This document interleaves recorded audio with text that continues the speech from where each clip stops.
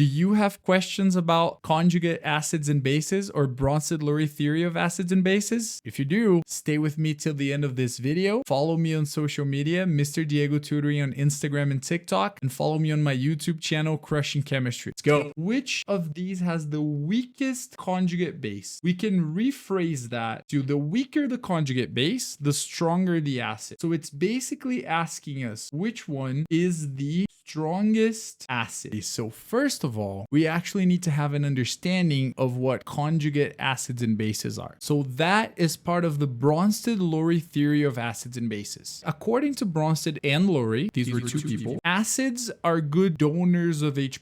So molecules that can donate H+.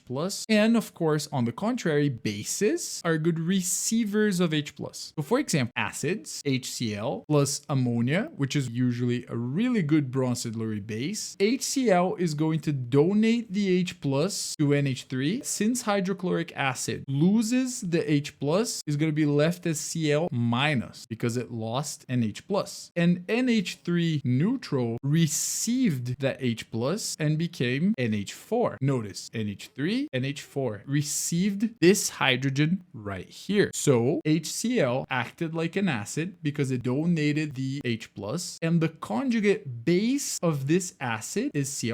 So every acid in the reactants has a conjugate base in the products, and every base in the reactants after it receives the H+ has a conjugate acid. So going back to the question, which one is the strongest acid? There are two absurd alternatives here because the definition of acid for Brønsted and Lowry is something that can donate an H+.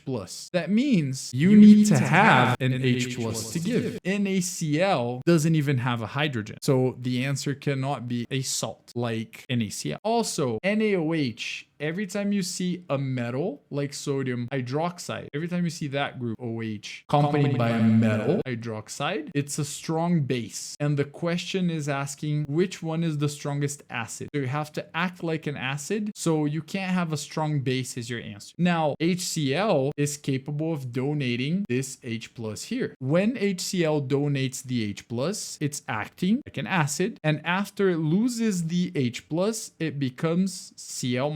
That's the conjugate base, the Cb of HCl. Propanoic acid has this OH group, but unlike NaOH, this is a carbon chain. So you have the carboxylic acid group, COOH, and then you have the rest of the chain here, which I'm going to just call R because it's irrelevant. Now, carboxylic acids can donate this H+ and become ions. So after it donates this H+ to anything that would act like a base, it will become the rest of the chain, COO-.